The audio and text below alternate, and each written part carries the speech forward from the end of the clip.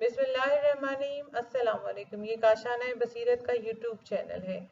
یہ کتاب قصص القرآن سیدہ نکہت حسن بنت سید مسعود حسن کے خاندان کی جانب سے ان کے ایصال ثواب کے لیے پیش کی جا رہی ہے۔ آپ تمام لوگوں سے درخواست ہے کہ درود کے ساتھ سورہ فاتحہ اور 3 مرتبہ سورہ اخلاص پڑھ کر مرحومہ کے ایصال ثواب کے لیے دعا کیجیے۔ اس کے علاوہ بیش بہا مستند کتابیں 100 سے زیادہ یہاں پر موجود ہیں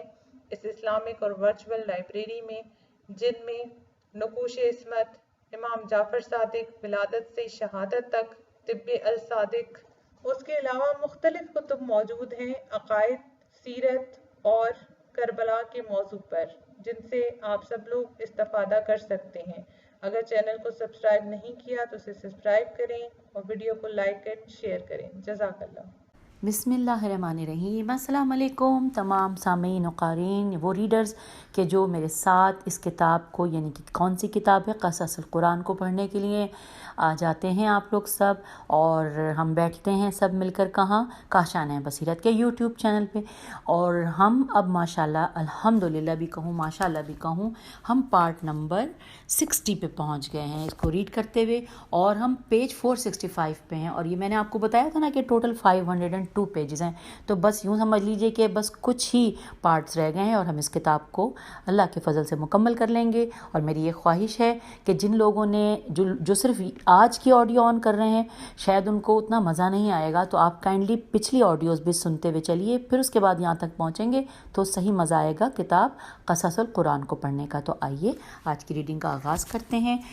ہیڈنگ ہے اگر حدیبیہ میں جنگ ہو جاتی۔ قرآن اسی طرح سے حدیبیہ کے عظیم ماجرے کے کچھ دوسرے پہلوؤں کو بیان کرتے ہوئے اور اس سلسلے میں 2 اہم نقطوں کی طرف اشارہ کر رہا ہے۔ پہلا یہ کہ یہ خیال نہ کرو کہ سرزمین حدیبیہ میں تمہارے اور مشرکین کے درمیان جنگ چھڑ جاتی تو مشرکین جنگ میں بازی لے جاتے، ایسا نہیں ہے۔ اکثر کفار، اب یہاں کیونکہ یہ انورٹڈ کاما میں بات چل رہی ہے، اکثر کفار تمہارے ساتھ وہاں جنگ کرتے تو بہت جلدی پیٹ پھیر کر بھاگ جاتے اور پھر کوئی ولی و یاور نہ پاتے۔ یہاں پہ انورٹڈ کاما کلوز ہو گیا ہے، اور یہ ہے سورہ فتح کی آیت نمبر 22، اور پھر اس کے بعد لکھا ہے، اب آگے بھی ہم جو پڑھ رہے ہیں وہ بھی قرآن کی گفتگو ہے کہ اور یہ بات صرف تم تک ہی منحصر نہیں ہے، یہ تو ایک سنت الہی ہے جو پہلے بھی یہی تھی، اور تم سنت الہی میں ہرگز تغیر و تبدیلی نہ پاؤ گے۔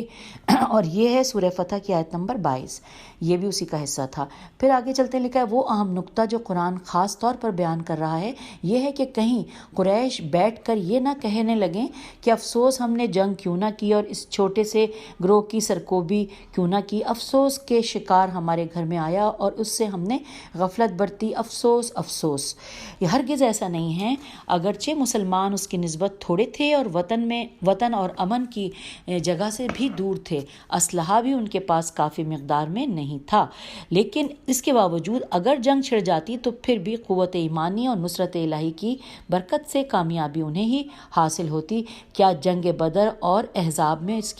ان کی تعداد بہت کم اور دشمن کا ساز و سامان اور لشکر زیادہ نہ تھا؟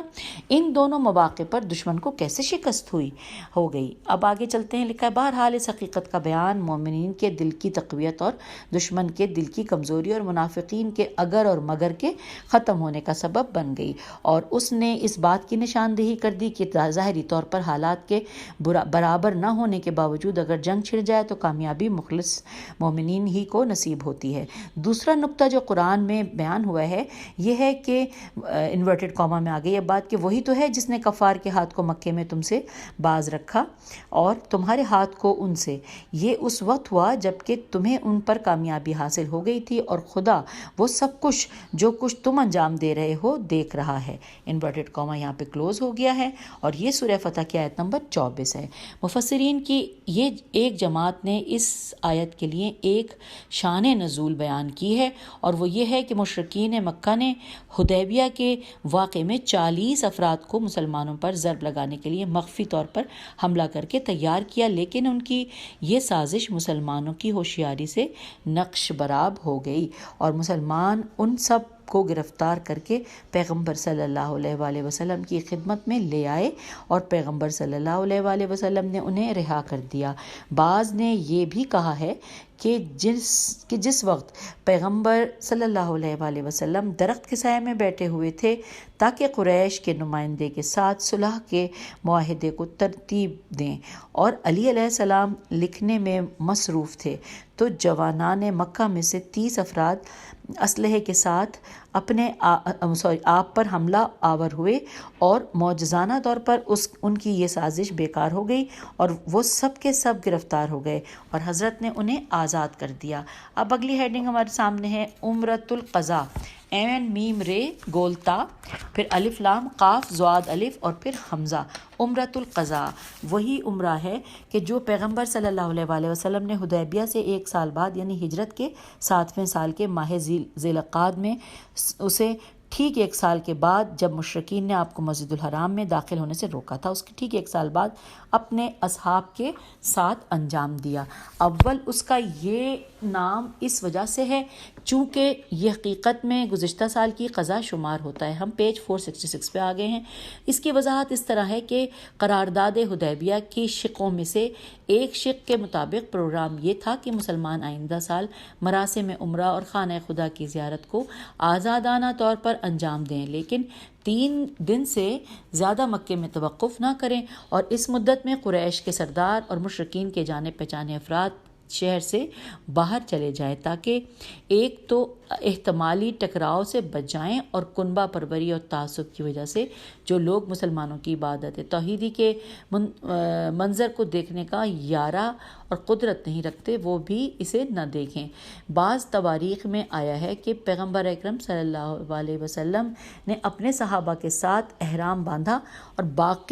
اور قربانی کے اونٹ لے کر چل پڑے، اور زہران کے قریب زوئے ہے رے الف نون، زہران جگہ کا نام ہے، انورٹڈ کاما میں لکھا ہے، اور زہران کے قریب پہنچ گئے۔ اس موقع پر پیغمبر صلی اللہ علیہ وآلہ وسلم نے اپنے ایک صحابی کو کہ جن کا نام محمد بن مسلمہ تھا، عمدہ سواری کے گھوڑوں اور اسلحے کے ساتھ اپنے آگے بھیج دیا۔ جب مشرکین نے اس پروگرام کو دیکھا تو وہ سخت خوف زدہ ہو گئے اور انہوں نے یہ گمان کر لیا کہ حضرت ان سے جنگ کرنا اور اپنی 10 سالہ صلح کی قرارداد کو توڑنا چاہتے ہیں۔ انہوں نے یہ خبر اہل مکہ تک پہنچا دی، لیکن جب پیغمبر اکرم صلی اللہ علیہ وآلہ وسلم مکہ کے قریب پہنچے تو آپ نے حکم دیا کہ تمام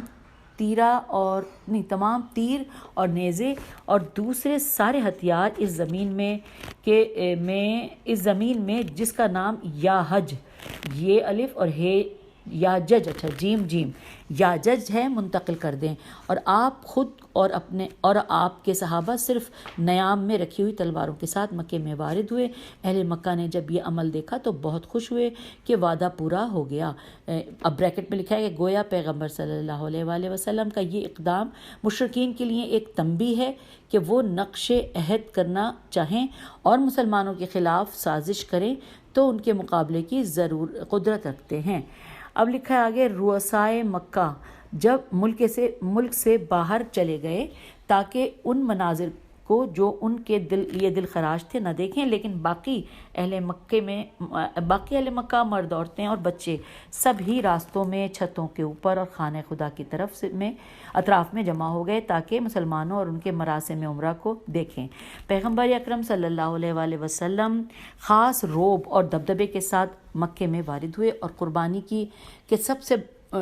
کہ بہت سے اونٹ آپ کے ساتھ تھے، اور آپ نے انتہائی محبت اور ادب کے ساتھ مکے والوں کے ساتھ سلوک کیا اور یہ حکم دیا کہ مسلمان طواف کرتے وقت تیزی کے ساتھ چلیں اور احرام کو ذرا سا جسم سے اٹھا لیں تاکہ ان کے قوی اور طاقتور اور موٹے تازے شانے آشکار نہ ہوں، اور یہ منظر مکے کے لوگوں کی روح اور فکر میں مسلمانوں کی قدرت و طاقت کی زندہ دلیل کے طور پر انداز ہو۔ اب نیکسٹ پیراگراف ہے کہ مجموعی طور سے عمرۃ القضاء عبادت بھی تھا اور قدرت کی نمائش بھی۔ یہ کہنا چاہیے کہ فتح مکہ جو بعد والے سال میں حاصل ہوئی، اس کا بیج انہی دنوں میں بویا گیا، اور اسلام کے مقابلے میں اہل مکہ کے سر تسلیم خم کرنے کے لیے مکمل طور پر زمین ہموار کر دی گئی۔ یہ واضح اور کیفیت قریش کے سرداروں سے لی گئی کے لیے اس قدر ناگوار تھی کہ 3 دن گزرنے کے بعد کسی کو پیغمبر صلی اللہ علیہ وسلم کی خدمت میں بھیجا کہ قرارداد کے مطابق جتنا جلدی ہو سکے مکے کو چھوڑ دیجیے۔ قابل توجہ بات یہ ہے کہ پیغمبر اکرم صلی اللہ علیہ وسلم نے مکے کی عورتوں میں سے ایک بیوہ عورت کو جو قریش کے بغیر سرداروں کی رشتہ دار تھی اپنی زوجیت میں لے لیا تاکہ عربوں کی رسم کے مطابق اپنے تعلق اور رشتے کو ان سے مستحکم کر کے ان کی عداوت اور مخالفت میں کمی کرے۔ نیکسٹ پیراگراف ہے، جس وقت پیغمبر صلی اللہ علیہ وسلم نے مکے سے باہر نکل جانے کی تجویز سنی تو آپ نے فرمایا کہ میں اس ازواج کے مراسم کے لیے کھانا کھلانا چاہتا ہوں اور تمہاری بھی دعوت کرنا چاہتا ہوں۔ یہ دعوت رسمی طور پر کر دی گئی۔ اب ہم آ گئے ہیں پیج نمبر 467 پر، اور یہاں پر ہم پڑھنے جا رہے ہیں نئی مزیدار سی چیز جو کہ ہم مجالس میں سنتے ہیں، فتح خیبر۔ آئیے تسلی سے مل کر پڑھتے ہیں۔ لکھا ہے، جب پیغمبر اکرم صلی اللہ علیہ وسلم حدیبیہ سے واپس لوٹے تو تمام ماہ ذی الحج اور ہجرت کے 7ویں سال کے محرم کا کچھ حصہ مدینے میں توقف کیا۔ اس کے بعد اپنے اصحاب میں سے ان 1400 افراد کو کہ جنہوں نے حدیبیہ میں شرکت کی تھی ساتھ لے کر خیبر کی طرف روانہ ہوئے۔ اور یہاں پہ بریکٹ میں لکھا ہے کہ جو اسلام کے برخلاف تحریکوں کا مرکز تھا اور پیغمبر اکرم صلی اللہ علیہ وسلم کسی مناسب فرصت کے لیے گن گن کر دن گزار رہے تھے۔ یہاں پہ بریکٹ کلوز ہو گیا۔ لکھا ہے کہ اس مرکز فساد کو ختم کرے۔ اچھا، روایت کے مطابق، اچھا میں شروع سے نہ پڑھ دوں یا آپ کو یہ جو جملہ الگ لگ رہا ہوگا، بغیر بریکٹ کے پڑھ دیتی ہوں۔ پھر لکھا ہے کہ پھر دوبارہ پڑھتے ہیں کہ جب پیغمبر اکرم صلی اللہ علیہ وسلم حدیبیہ سے واپس لوٹے تو تمام ماہ ذی الحج اور ہجرت کے 7ویں سال کے محرم کا کچھ حصہ مدینے میں توقف کیا۔ اس کے بعد اپنے اصحاب میں سے 1400 افراد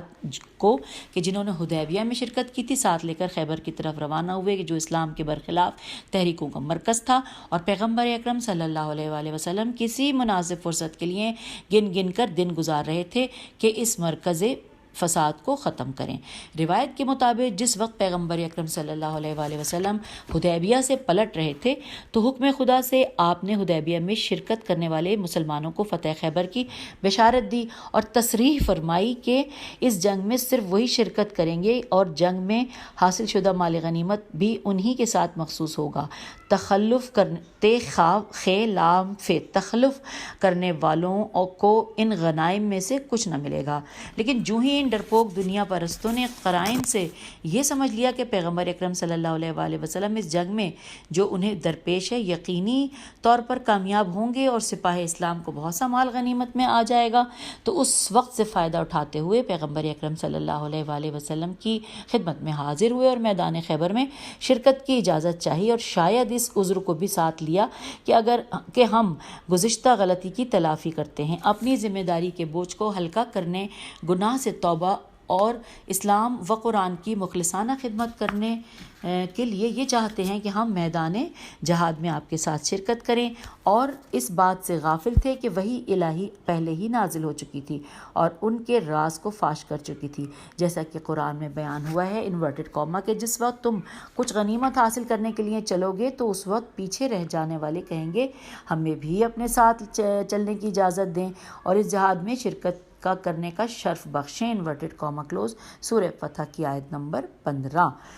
بہرحال قرآن اس منفعت اور فرصت طلب گروہ کے جواب میں کہتا ہے انورٹڈ کاما میں کہ وہ یہ چاہتے ہیں کہ خدا کے کلام کو بدل دیں، انورٹڈ کاما کلوز، یہ بھی سورہ فتح کے آیت نمبر 15 کا حصہ ہے۔ اس کے بعد مزید کہتا ہے کہ ان سے کہہ دو کہ تم ہرگز ہمارے پیچھے نہ آنا، تمہیں اس میدان میں شرکت کرنے کا حق نہیں ہے، یہ کوئی ایسی بات نہیں ہے کہ جو میں اپنی طرف سے کہہ رہا ہوں، یہ تو وہ بات ہے کہ جو خدا نے پہلے سے ہی کہہ دی ہے، اور یہ بات ہم پڑھیں گے سورہ فتح آیت نمبر 15۔ اس کے بعد لکھا ہے کہ اور ہمیں تمہارے مستقبل کے بارے میں باخبر کر دیا ہے، خدا نے حکم دیا ہے کہ غنائم خیبر اہل حدیبیہ کے لیے مخصوص ہیں اور اس چیز میں کوئی بھی ان کے ساتھ شرکت نہ کرے، لیکن یہ بے شرم اور پر ادعا، پے رے الف دال عین پر دعا، پتہ نہیں اس کو کیسے پڑھیں گے؟ پیرے الف دال عین الف، پیچھے رہ جانے والے بھی پر بھی میدان سے نہیں ہٹتے، اور تمہیں حسد کے ساتھ متہم میم تے ہے میم متہم کرتے ہیں، اور عنقریب وہ یہ کہیں گے کہ معاملہ اس طرح نہیں ہے بلکہ تم ہم سے حسد کر رہے ہو۔ یہاں پہ انورٹڈ کاما کلوز ہو گیا، اور یہاں یہ بھی سورہ فتح کی آیت نمبر 15 کے الفاظ تھے۔ اور اس طرح وہ ضمنی طور پر رسول اکرم صلی اللہ علیہ وآلہ وسلم کی تکذیب بھی کرتے تھے۔ یہی لوگ جنگ خیبر میں انہیں شرکت سے منع کرنے کی اصل حسد کو شمار کرتے ہیں۔ اب آئیے ہم آ گئے ہیں پیج نمبر 464 پہ، لکھا ہے دعائے پیغمبر۔ اب اس کے بارے میں لکھا ہے کہ غطفان غین توئف فے الف نون، غطفان کے قبیلے سے شروع میں تو خیبر کے یہودیوں کی حمایت کرنے کا ارادہ کیا تھا، لیکن بعد میں ڈر گئے اور اس سے رک گئے۔ پیغمبر اکرم صلی اللہ علیہ وآلہ وسلم جس وقت خیبر کے قلعوں کے نزدیک پہنچے تو آپ نے اپنے صحابہ کو رکنے کا حکم دیا۔ اس کے بعد آسمان کی طرف سر بلند کیا اور یہ دعا پڑھی انورٹڈ کاما کہ خدا بندہ، اے آسمانوں کے پروردگار اور جن پر انہوں نے سایہ ڈالا ہے، اور اے زمینوں کے پروردگار اور جن چیزوں کو انہوں نے اٹھا رکھا ہے، میں تجھ سے اس آبادی اور اس کے اہل میں جو خیر ہے اس کا طلبگار ہوں، تجھ سے اس کے شر اور اس میں رہنے والوں کی شر اور جو کچھ اس میں ہے اس شر سے پناہ مانگتا ہوں۔ اس کے بعد فرمایا کہ بسم اللہ آگے بڑھو، اور اس طرح سے رات کے وقت خیبر کے پاس پہنچے اور صبح کے وقت جب اہل خیبر اس ماجرے سے باخبر ہوئے تو خود کو لشکر اسلام کے محاصرے میں دیکھا۔ اس کے بعد پیغمبر نے یکے بعد دیگرے ان قلعوں کو فتح کیا، یہاں تک کہ آخری قلعہ تک جو سب سے زیادہ مضبوط اور طاقتور تھا اور مشہور یہودی کمانڈر مرہب اس میں رہتا تھا، بچ گئے۔ انہی دنوں میں ایک سخت قسم کا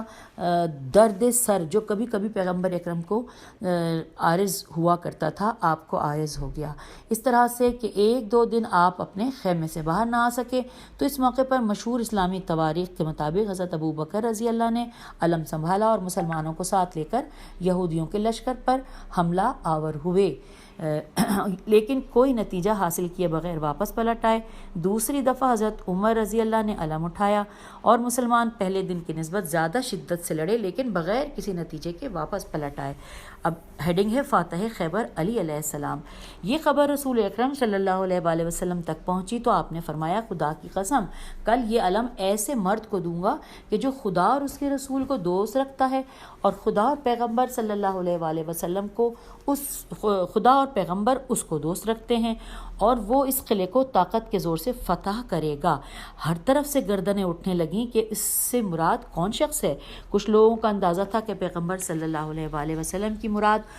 علی علیہ السلام ہیں، لیکن علی علیہ السلام بھی وہاں موجود نہیں تھے کیونکہ شدید آشوب چشم انہیں لشکر میں حاضر ہونے سے مانع تھا۔ لیکن صبح کے وقت علی علیہ السلام اونٹ پر سوار ہو کر وارد ہوئے اور پیغمبر اکرم صلی اللہ علیہ وآلہ وسلم کے خیمے کے پاس اترے، در حالانکہ آپ کی آنکھیں شدت کے ساتھ درد کر رہی تھیں۔ پیغمبر اکرم صلی اللہ علیہ وآلہ وسلم نے فرمایا میرے نزدیک آؤ۔ آپ قریب گئے تو حضرت صلی اللہ علیہ وآلہ وسلم نے اپنے دہن مبارک کا لعاب علی علیہ السلام کی آنکھوں پر ملا، اور اس معجزے کی برکت سے آپ کی آنکھیں بالکل ٹھیک ہو گئی، اور اس کے بعد حضرت صلی اللہ علیہ وآلہ وسلم نے علم ان کے ہاتھ میں دیا۔ علی علیہ السلام لشکر اسلام کو ساتھ لے کر خیبر کے سب سے بڑے قلعے کی طرف بڑھے تو یہودیوں میں سے ایک شخص نے قلعے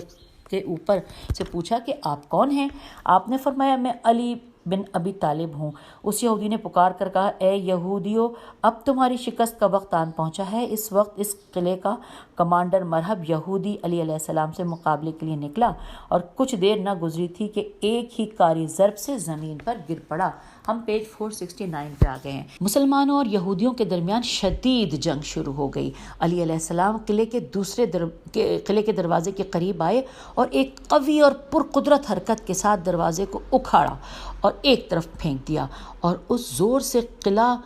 کھل گیا اور مسلمان اس میں داخل ہو گئے اور اسے فتح کر لیا۔ یہودیوں نے اطاعت قبول کر لی اور پیغمبر اکرم صلی اللہ علیہ وآلہ وسلم سے درخواست کی کہ اس اطاعت کے عوض ان کی جان بخشی کی جائے۔ پیغمبر اکرم صلی اللہ علیہ وآلہ وسلم نے ان کی درخواست کو قبول کر لیا۔ منقول غنائم اسلامی لشکر کے ہاتھ آئے اور وہاں کی زمینیں اور باغات آپ نے یہودیوں کو اس شرط کے ساتھ سپرد کر دیے کہ اس کی آمدنی کا آدھا حصہ وہ مسلمانوں کو دیا کریں گے۔ آخر کار پیغمبر صلی اللہ علیہ وآلہ وسلم نے تواریخ کی نقل کے مطابق غنائم خیبر صرف اہل حدیبیہ میں پر تقسیم کیے، یہاں تک کہ ان لوگوں کے لیے بھی کہ جو حدیبیہ میں موجود تھے اور کسی وجہ سے جنگ خیبر میں شریک نہ ہو سکے، ان کے لیے بھی ایک حصہ قرار دیا۔ البتہ ایسا آدمی صرف ایک ہی تھا اور وہ جابر بن عبداللہ تھا۔ اب اگلی ہیڈنگ ہے فتح مکہ۔ آئیے اس کے بارے میں بھی جانتے ہیں تمام حقیقت اتنی مستند کتاب سے۔ لکھا ہے فتح مکہ نے تاریخ اسلام میں ایک ہی فصل کا اضافہ کیا ہے اور تقریباً 20 سال کے بعد دشمن کی مقاومتوں میم قاف الف واو میم تے واو نون غنہ مقاومتوں کو ہمیشہ کے لیے ختم کر دیا۔ حقیقت میں فتح مکہ سے جزیرۃ العرب سے شرک و بت پرستی کی بساط الٹ گئی اور اسلام دنیا کے دوسرے ممالک کی طرف حرکت کے لیے آمادہ ہوا۔ اس واقعہ کا خلاصہ یہ ہے کہ عہد و پیمان اور صلح کے بعد کفار نے عہد شکنی کی اور اس صلح نامے کو نظر انداز کر دیا اور پیغمبر صلی اللہ علیہ وآلہ وسلم کے بعض حلیفوں کے ساتھ زیادتی کی۔ آپ صلی اللہ علیہ وآلہ وسلم کے حلیفوں نے حضرت صلی اللہ علیہ وآلہ وسلم سے شکایت کی تو رسول اللہ صلی اللہ علیہ وآلہ وسلم نے اپنے حلیفوں کی مدد کرنے کا ارادہ کر لیا اور دوسری طرف مکے میں بت پرستی، شرک اور نفاق کا جو مرکز قائم تھا اس کے ختم ہونے کے تمام حالات فراہم ہو گئے، اور یہ ایک ایسا کام تھا جسے ہر حالت میں انجام دینا ضروری تھا۔ اس لیے پیغمبر خدا صلی اللہ علیہ وآلہ وسلم کے حکم سے مکے کی طرف جانے کے لیے آمادہ ہو گئے۔ فتح مکہ 3 مراحل میں انجام پائی۔ پہلا مرحلہ مقدماتی تھا، یعنی ضروری قوا قاف واو الف اور توانائیوں کو فراہم کرنا، زمانے کے موافق حالات کا انتخاب اور دشمن کی جسمانی اور روحانی قوت و توانائی کی مقدار و کیفیت کی حیثیت کے بارے میں کافی اطلاعات حاصل کرنا تھا۔ دوسرا مرحلہ فتح مکہ کے مرحلے کو بہت ہی ماہرانہ اور ضایعات و تلفات ضاد الف حمزہ عین الف تے زایات و تلفات تے لام فے الف تے یعنی نقصان کے بغیر انجام دینا تھا۔ اور آخری مرحلہ جو اصلی مرحلہ تھا وہ اس کے آثار و نتائج کا مرحلہ تھا۔ یہ مرحلہ انتہائی وقت، باریک بینی اور لطافت کے ساتھ انجام پایا۔ خصوصاً رسول اللہ صلی اللہ علیہ وآلہ وسلم نے مکہ و مدینہ کی شاہراہ کو اس طرح سے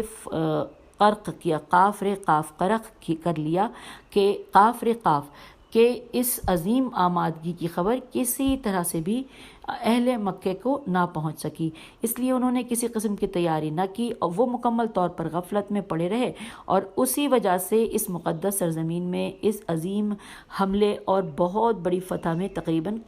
کوئی خون نہیں بہا، یہاں تک کہ وہ خط بھی کہ جو ایک ضعیف الایمان مسلمان حاطب بن ابی بلتعہ ہے الف تویبے بن ابی بے لام تے این ہے نے قریش کو لکھا تھا، اور قبیلہ مزینہ میم زے یہ نون ہے کی ایک عورت کفود کاف فے واو دال یا سارا نامی کے ہاتھ مکے کی طرف روانہ کیا تھا۔ اعجاز آمیز طریقے سے پیغمبر اکرم صلی اللہ علیہ وآلہ وسلم کے لیے آشکار ہو گیا۔ علی علیہ السلام کچھ دوسرے لوگوں کے ساتھ بڑی تیزی سے اس کے پیچھے روانہ ہوئے۔ انہوں نے اس عورت کو مکہ و مدینہ کی ایک درمیانی منزل میں جا لیا اور اس سے وہ خط لے کر خود اسے بھی مدینہ واپس لے آئے۔ ہم آ گئے پیج نمبر 470 پہ، اور یہاں پر ہیڈنگ ہے کہ مکے کی طرف روانگی۔ لکھا ہے بہرحال پیغمبر اکرم صلی اللہ علیہ وآلہ وسلم مدینے میں اپنا ایک قائم مقام مقرر کر کے ہجرت کے 8ویں سال ماہ رمضان کی 10 تاریخ کو مکے کی طرف چل پڑے اور 10 دن کے بعد مکہ پہنچ گئے۔ پیغمبر اکرم صلی اللہ علیہ وآلہ وسلم نے راستے کے وسط میں اپنے چچا عباس کو دیکھا کہ وہ مکے سے ہجرت کر کے آپ صلی اللہ علیہ وآلہ وسلم کی طرف آ رہے ہیں۔ حضرت صلی اللہ علیہ وآلہ وسلم نے ان سے فرمایا کہ اپنا سامان مدینہ بھیج دیجیے اور خود ہمارے ساتھ چلیں، اور آپ آخری مہاجر ہیں۔ آخر کار مسلمان مکے کی طرف پہنچ گئے اور شہر کے باہر اطراف کے بیابانوں میں اس قیام پر کہ جسے میں ہجے کرتی ہوں، میم رے الف لام زوئے ہے رے الف نون مرزہران میرے خیال ہے، چلیے آپ ہجے کیجئے، آپ لوگوں سے زیادہ جانتے ہیں۔ لکھا ہے کہا جاتا تھا،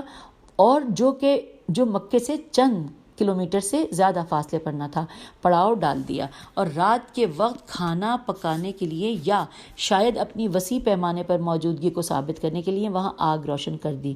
اہل مکہ کا ایک گروہ اس منظر کو دیکھ کر حیرت میں ڈوب گیا۔ ابھی تک پیغمبر اکرم صلی اللہ علیہ وآلہ وسلم اور لشکر اسلام کے اس طرف آنے کی خبریں قریش سے پنہاں تھیں۔ اس رات اہل مکہ کا سرغنہ ابو سفیان اور مشرکین کے بعض دوسرے سرغنہ خبریں معلوم کرنے کے لیے مکے سے باہر نکلے۔ اس موقع پر پیغمبر اکرم صلی اللہ علیہ وآلہ وسلم کے چچا عباس نے سوچا کہ اگر رسول اللہ صلی اللہ علیہ وآلہ وسلم قہر آلود طریقے پر مکے میں وارد ہوئے تو قریش میں سے کوئی بھی زندہ نہیں بچے گا۔ انہوں نے پیغمبر اکرم صلی اللہ علیہ وآلہ وسلم سے اجازت لیے بغیر اور آپ کی سواری پر سوار ہو کر کہا،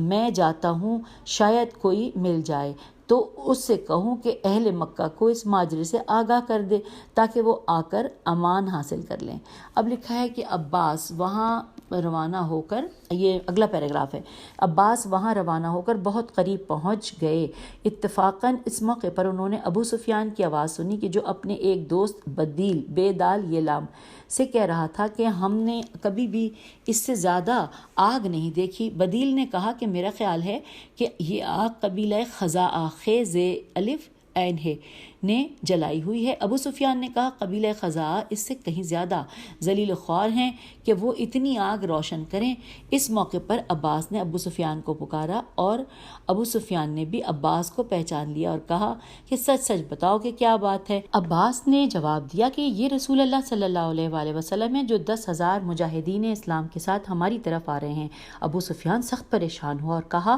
آپ مجھے کیا حکم دیتے ہیں؟ عباس نے کہا میرے ساتھ آؤ اور رسول اللہ صلی اللہ علیہ وآلہ وسلم سے امان لے لو ورنہ قتل کر دیے جاؤ گے۔ اس طرح سے عباس نے ابو سفیان کو اپنے ہمراہ رسول اللہ صلی اللہ علیہ وآلہ وسلم کی سواری پر ہی سوار کر لیا اور تیزی کے ساتھ رسول اللہ صلی اللہ علیہ وآلہ وسلم کی خدمت میں پلٹ آئے۔ وہ جس گروہ اور جس آگ کے قریب سے گزرتے وہ یہی کہتے کہ یہ تو پیغمبر صلی اللہ علیہ وآلہ وسلم کے چچا ہیں جو حضرت صلی اللہ علیہ وآلہ وسلم کی سواری پر سوار ہیں، کوئی غیر آدمی نہیں ہے، یہاں تک کہ وہ اس مقام پر آئے جہاں عمر ابن خطاب تھے۔ جب عمر بن خطاب کی نگاہ ابو سفیان پر پڑی تو کہا کہ خدا کا شکر ہے کہ اس نے مجھے تجھ ابو سفیان پر مسلط کیا ہے، اب تیرے لیے کوئی امان نہیں ہے، اور فوراً ہی پیغمبر صلی اللہ علیہ وآلہ وسلم کی خدمت میں آ کر آپ سے ابو سفیان کی گردن اڑانے کی اجازت مانگی۔ نیکسٹ پیراگراف میں کہ لیکن اتنے میں عباس بھی پہنچ گئے اور کہا کہ اے رسول خدا صلی اللہ علیہ وآلہ وسلم،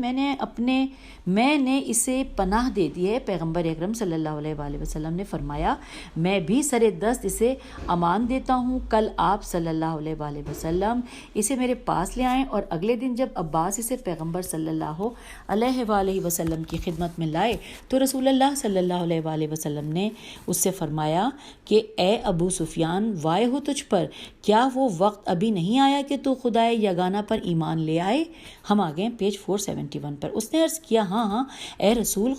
خدا صلی اللہ علیہ وآلہ وسلم، میرے ماں باپ آپ پر قربان ہوں، میں گواہی دیتا ہوں کہ خدا یگانہ ہے اور اس کا کوئی شریک نہیں ہے، اگر بتوں سے کچھ ہو سکتا تو میں یہ دن نہ دیکھتا۔ حضرت صلی اللہ علیہ وآلہ وسلم نے فرمایا کہ کیا وہ موقع نہیں آیا کہ تو جان لے کہ میں اللہ کا رسول ہوں؟ اس نے عرض کی میرے ماں باپ آپ پر قربان ہوں، ابھی اس بارے میں میرے دل میں کچھ شک و شبہ موجود ہے، لیکن آخر کار ابو سفیان اور اس کے ساتھیوں میں سے 2 آدمی مسلمان ہو گئے۔ پیغمبر اکرم صلی اللہ علیہ وآلہ وسلم نے عباس سے فرمایا کہ ابو سفیان کو اس درے میں جو مکے کی گزرگاہ ہے لے جاؤ تاکہ خدا کا لشکر وہاں سے گزرے اور یہ دیکھ لیں۔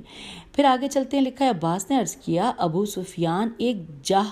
طلب آدمی ہے، جیم الف ہے، جاہ طلب آدمی ہے، اس کو کوئی امتیازی حیثیت دے دیجئے۔ پیغمبر اکرم صلی اللہ علیہ وآلہ وسلم نے فرمایا کہ جو شخص ابو سفیان کے گھر میں داخل ہو جائے وہ امان میں ہے، جو شخص مسجد الحرام میں پناہ لے لے وہ امان میں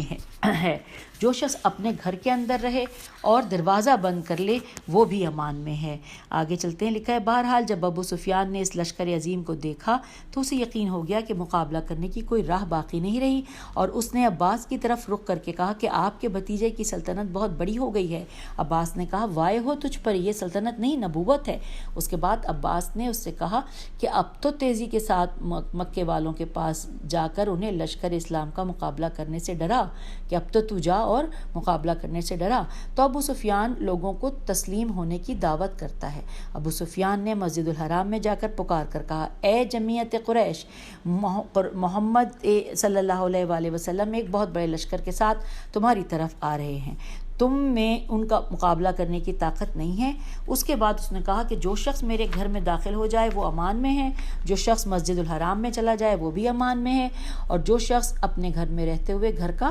دروازہ بند کر لے وہ بھی امان میں ہے۔ اور پھر آگے ہے کہ اس کے بعد اس نے چیخ کر کہا کہ اے جمعیت قریش، اسلام قبول کر لو تاکہ سالم رہو اور بچ جاؤ۔ اس کی بیوی ہندہ نے اس کی داڑھی پکڑ لی اور چیخ کر کہا کہ اس بڈھے احمق کو قتل کر دو۔ ابو سفیان نے کہا میری داڑھی چھوڑ دے، خدا کی قسم اگر تو اسلام نہ لائی تو بھی قتل ہو جائے گی، جا کر گھر میں بیٹھ جا۔ اچھا، یہاں پر بات یہ جو پڑھ لیتے ختم ہوئی۔ اگلی ہیڈنگ ہے علی علیہ السلام کے قدم دوش رسول صلی اللہ علیہ وآلہ وسلم پر لکھا ہے۔ اس کے بعد پیغمبر اسلام صلی اللہ علیہ وآلہ وسلم لشکر اسلام کے ساتھ روانہ ہوئے اور زی توا، زال چھوٹی ہے اور توئے واؤ چھوٹی ہے، اس پہ کھڑا زبر، زی توا کے مقام تک پہنچ گئے، اور وہی بلند مقام جہاں سے مکے کے مکانات صاف نظر آتے ہیں۔ پیغمبر صلی اللہ علیہ وآلہ وسلم کو وہ دن یاد آ گیا کہ جب آپ مجبور ہو کر مخفی طور پر مکے سے باہر نکلے تھے، لیکن آج دیکھ رہے ہیں کہ اس عظمت کے ساتھ داخل ہو رہے ہیں تو آپ نے اپنی پیشانی مبارک اونٹ کے کجاوے کے اوپر رکھ دی اور سجدہ شکر بجا لائے۔ اس کے بعد پیغمبر اکرم صلی اللہ علیہ وآلہ وسلم لکھا ہے ہجون ہے جیم وا نون، یہ انورٹڈ کاما میں ہجون میں مکے کے بلند مقام میں سے، یہ جو اس کے بارے میں لکھا ہے کہ ہجون جو ہے مکے کے بلند مقامات میں سے وہ جگہ کہ جہاں خدیجہ سلام اللہ علیہ کی قبر تھی۔ تو اس کے آگے لکھا ہے کہ وہ سجدہ بجا لائے، شکر سجدہ بجا لائے۔ اس کے بعد پیغمبر اکرم صلی اللہ علیہ وآلہ وسلم ہجون میں اترے، غسل کر کے اسلحہ اور لباس جنگ پہن کر اپنی سواری پر سوار ہوئے، سورہ فتح کی قرات کرتے ہوئے مسجد الحرام میں داخل ہوئے اور آواز تکبیر بلند کی۔ لشکر اسلام نے بھی نعرہ تکبیر بلند کیا تو اس سے سارے دشت و کوہ گونج اٹھے۔ اس کے بعد آپ اپنے اونٹ سے نیچے اترے اور بتوں کو توڑنے کے لیے خانہ کعبہ کے قریب آئے، یکے بعد دیگرے بتوں کو سرنگوں کرتے جاتے تھے اور فرماتے جاتے تھے کہ حق آ گیا اور باطل ہٹ گیا، اور باطل ہی ہے ہٹنے والا۔ کچھ بڑے بڑے بت کعبے کے اوپر نصب تھے جن تک پیغمبر اسلام صلی اللہ علیہ وآلہ وسلم کا ہاتھ نہیں پہنچتا تھا، تو آپ نے امیر المومنین علی علیہ السلام کو حکم دیا وہ میرے دوش پر پاؤں رکھ کر اور اوپر چڑھ جائیں اور بتوں کو زمین پر گرا کر توڑ ڈالیں۔ علی علیہ السلام نے آپ کے حکم کی اطاعت کی۔ اس کے بعد آپ نے خانہ کعبہ کی کلید لے کر دروازہ کھولا اور انبیاء کی ان تصویروں کو کہ جو خانہ کعبہ کے اندر در و دیوار پر بنی ہوئی تھیں محو کر دیا۔ اس سریع اور شاندار کامیابی کے بعد پیغمبر صلی اللہ علیہ وآلہ وسلم نے خانہ کعبہ کے دروازے کے حلقے میں ہاتھ ڈالا اور وہاں پر موجود اہل مکہ کی طرف رخ کر کے فرمایا اب بتلاؤ تم کیا کہتے ہو اور تمہارا کیا خیال ہے کہ میں تمہارے بارے میں کیا حکم دوں؟ انہوں نے عرض کیا کہ ہم آپ سے نیکی اور بھلائی کے سوا کوئی توقع نہیں رکھتے، آپ ہمارے بزرگوار بھائی اور ہمارے بزرگوار بھائی کے فرزند ہیں، آج آپ برسر اقتدار آ گئے ہیں، بخش دیجئے۔ پیغمبر صلی اللہ علیہ وآلہ وسلم کی آنکھوں میں آنسو ڈبڈبانے لگے، لیکن وہ اور مکے کے لوگ بھی بلند آواز کے ساتھ رونے لگے۔ پیغمبر اکرم صلی اللہ علیہ وآلہ وسلم نے فرمایا میں تمہارے بارے میں وہی بات انورٹڈ کاما میں تمہارے بارے میں وہی بات کہتا ہوں جو میرے بھائی یوسف علیہ السلام نے کی تھی کہ آج تمہارے اوپر کسی قسم کی کوئی سرزنش اور ملامت نہیں ہے، خدا تمہیں بخش دے گا، وہ ارحم الراحمین ہے، انورٹڈ کاما کلوز۔ اور یہ سورہ یوسف کی آیت نمبر 92 تھی، اور اس طرح سے آپ نے ان سب کو معاف کر دیا اور فرمایا کہ تم سب آزاد ہو چکے ہو، جہاں چاہو جا سکتے ہو۔ تو ہم اپنی ریڈنگ کو یہاں پہ روکتے ہیں اور اگلی ریڈنگ میں پھر ملیں گے انشاءاللہ۔ خدا حافظ۔